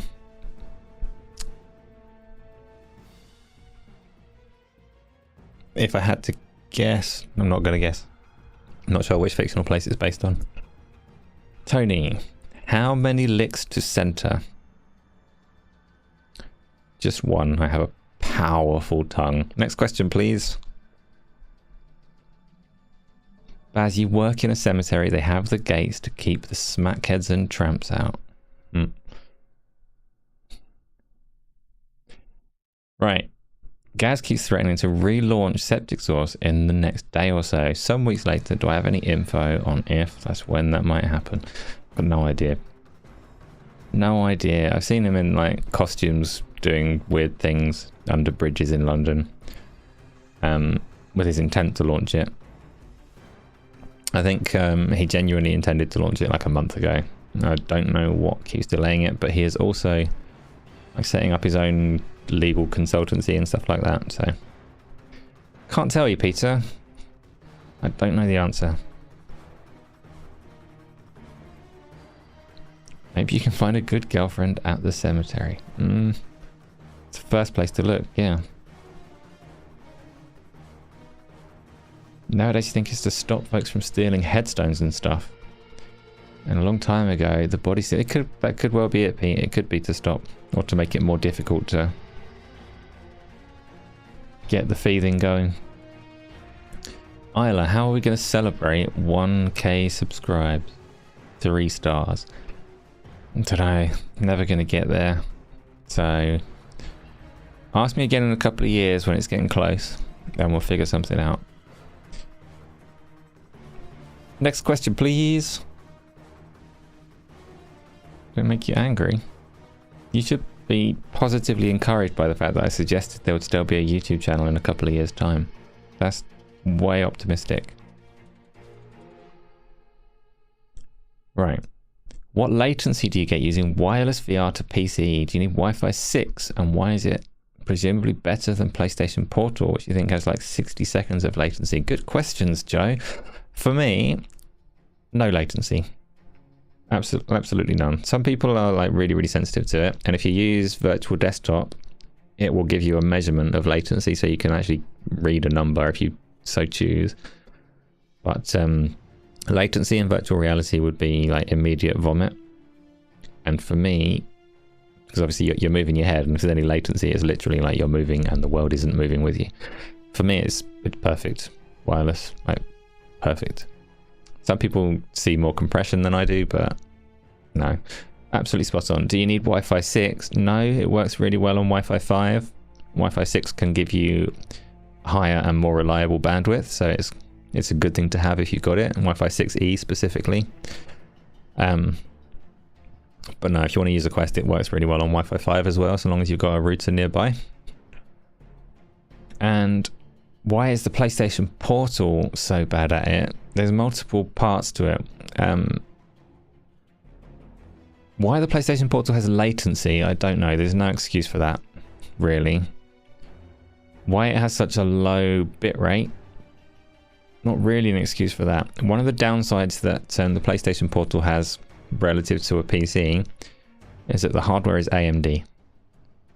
And NVIDIA are better at encoding than AMD are. Intel are better at encoding than AMD are. So that might be a factor, but I don't think AMD are useless in that space, so I don't know. Hopefully PlayStation Portal will improve. PlayStation Portal has Wi-Fi 5, which is 2 generations behind. What's weird about that, Tony, is it has Wi-Fi 5, but the PlayStation has Wi-Fi 6. Like, why have they not matched it up to the standard of the hardware that it has to pair with?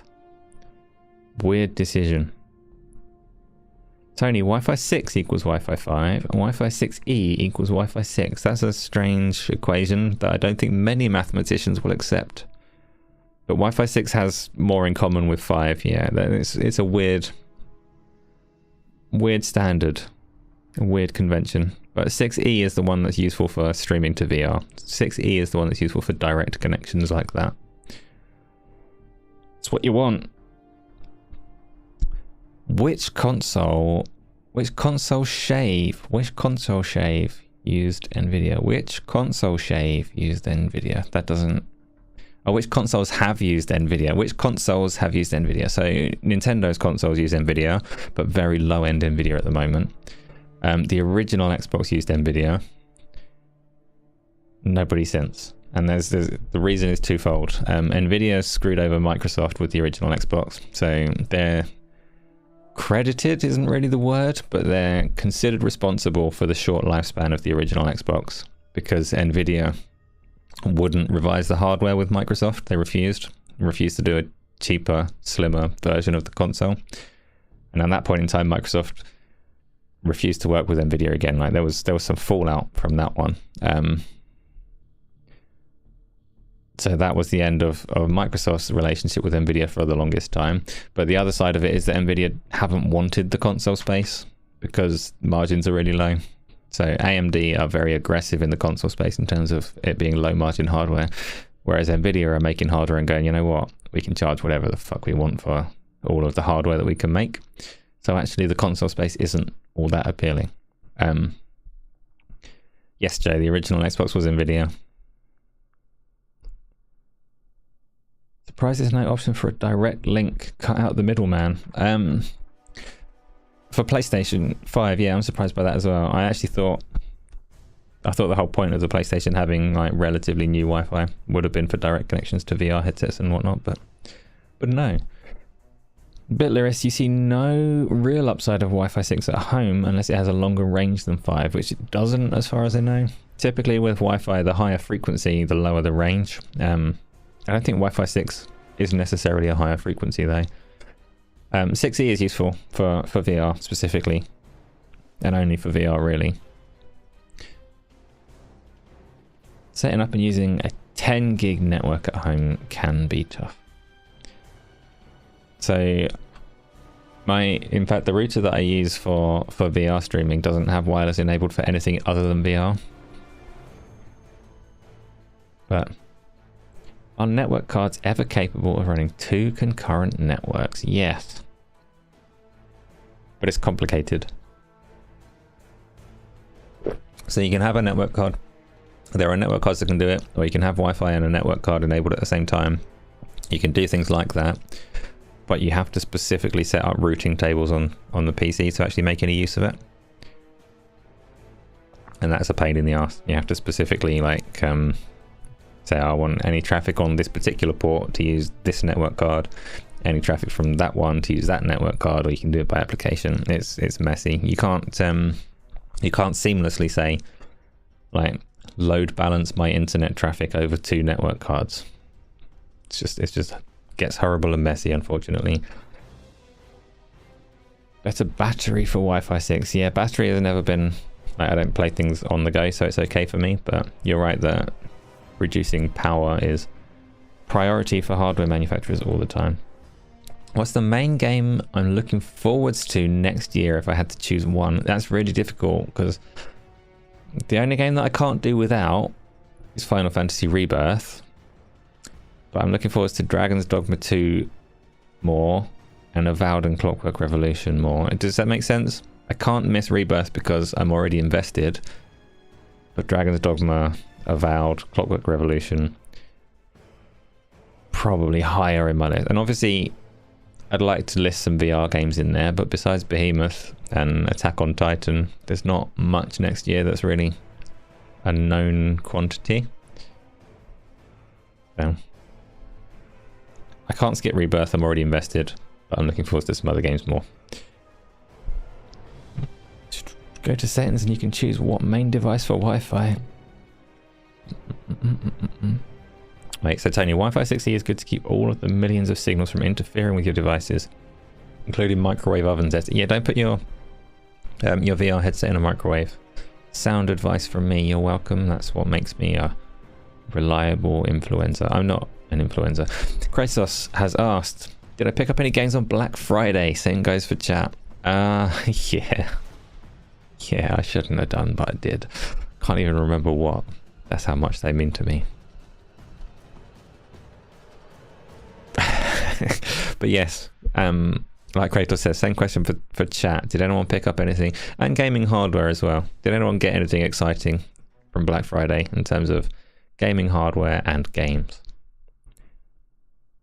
Will Clockwork Revolution realistically be next year, or Xbox just doing that thing they do? I wouldn't put any money on Avowed or Clockwork Revolution, much as I want them both to come.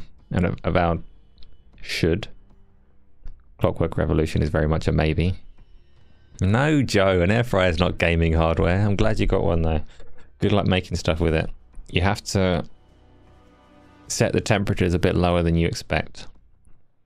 and then you'll be all right. 6E routers look quite expensive. Yes, they are, Replicant. You can get so for the Quest specifically, there are dongles. There is a dongle.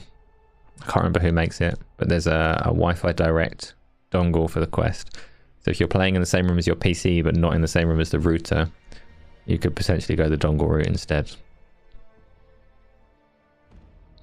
A rather iffy HDMI 2.1 cable for £5. How long a cable is this?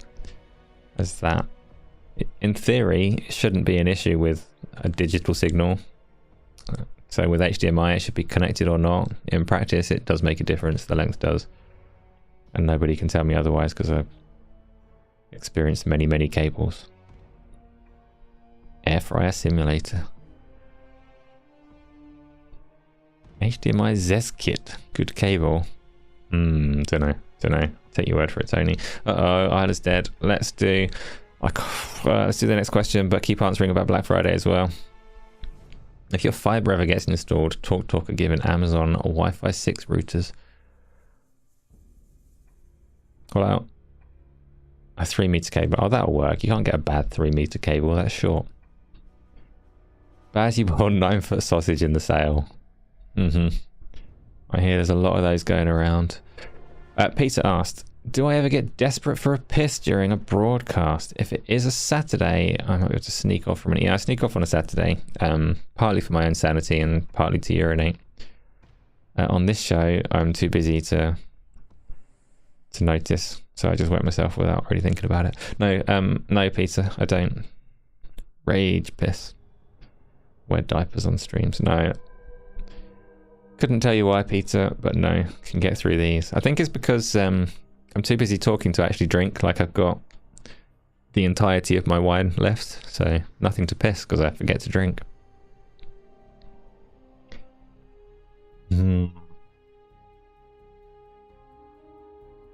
Whereas on a Saturday, I'm usually just sitting there kind of less involved and just drinking.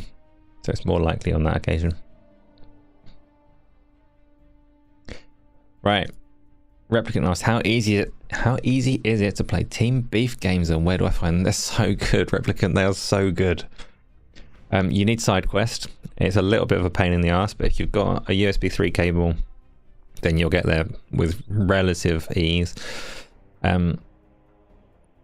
So the easiest ones are Doom. If you get install side quest, follow the instructions on there, get your headset plugged in, and you can just download. If you get the Doom, can't remember what they call it, but you launch the Doom one, and I say it's the easiest one because it includes all the files that you need.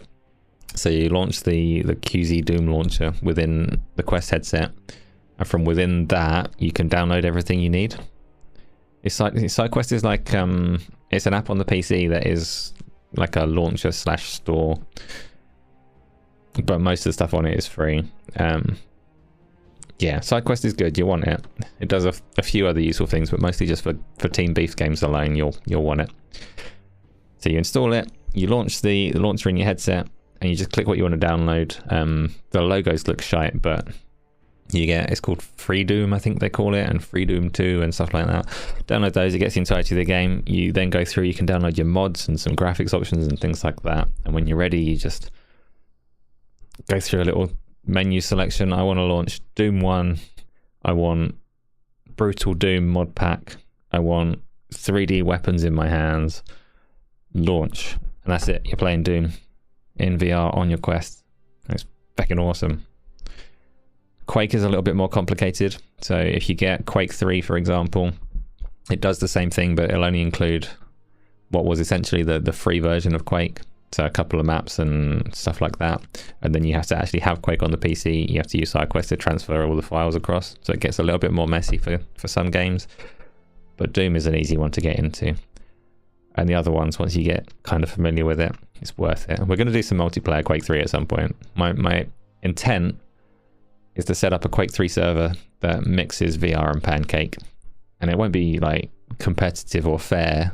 The people that are playing on a keyboard and mouse will slaughter us VR heads, but it'll be fun and funny. So that is my plan. One day when I get a good few hours to investigate and set it up.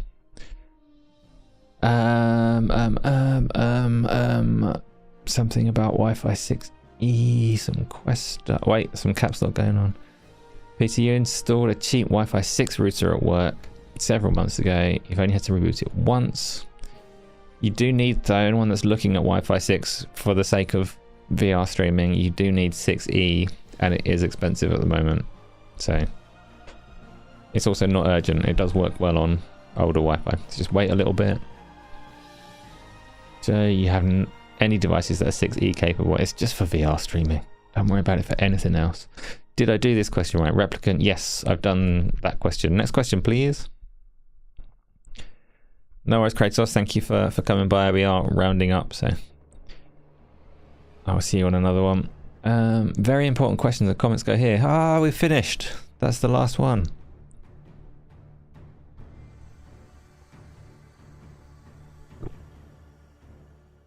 Don't mix VR into batter. Use it as a topping. The pancakes will go all wonky. It's funny that they use pancake lenses now. It confuses things very much. Big Dead, very sneeze. Well, what's the time? Oh, it's 11. Okay, that's the usual kind of length, isn't it? So I think I definitely garbled and mixed my words up for the most important topics, but overall, we covered some stuff. Considering we're in the quiet part of the year, that's gone all right. So thank you everyone for coming along and talking shit with me. It's been good. Tomorrow, I don't know about tomorrow. Tomorrow we'll have something, but I'm not 100% sure what, because Isla may or may not be there for Baldur's Gate. And if she's not, then it'll be something else. Saturday, I assume that Go Live is back. Sunday we'll be doing some multiplayer, so if you haven't already got it, I'd recommend installing probably Killer Instinct, just because it's only just had its anniversary update. I don't like Killer Instinct, but we might play it a little bit. And keep the Rocket League and the Fortzas and the Halos and the Gears 5s. Joe, go for it. What's the question?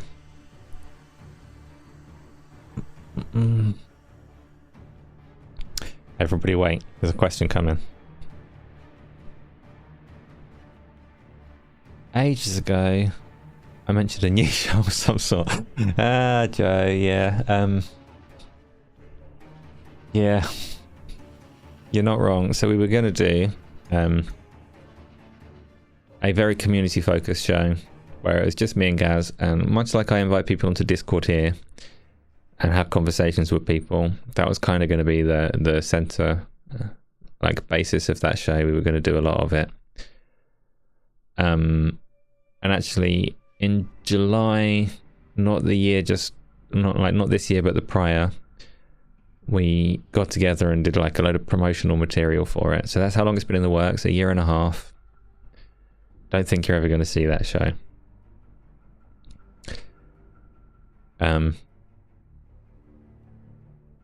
Yeah, it was going to be good, but it's not happened yet, so I don't think it's ever going to. It'll be full of people shouting about Xbox tax. We had some other things planned. It was going to be quite a well-structured show, and presentation-wise, it was looking nice. Thank you, Joe. I appreciate that. I do. When I choked Gaz, that was when we were doing the photos for this particular show. And yeah, I'm not sure he did actually survive that encounter, so... Right. I think that's it. I think we're done. So again, thank you everyone for coming by. Anyone that watches it afterwards, much appreciated as well. The format sounded brilliant, but very chaotic to control now. I've had it all set, Peter. It was going to be fine. Controlling things I can do.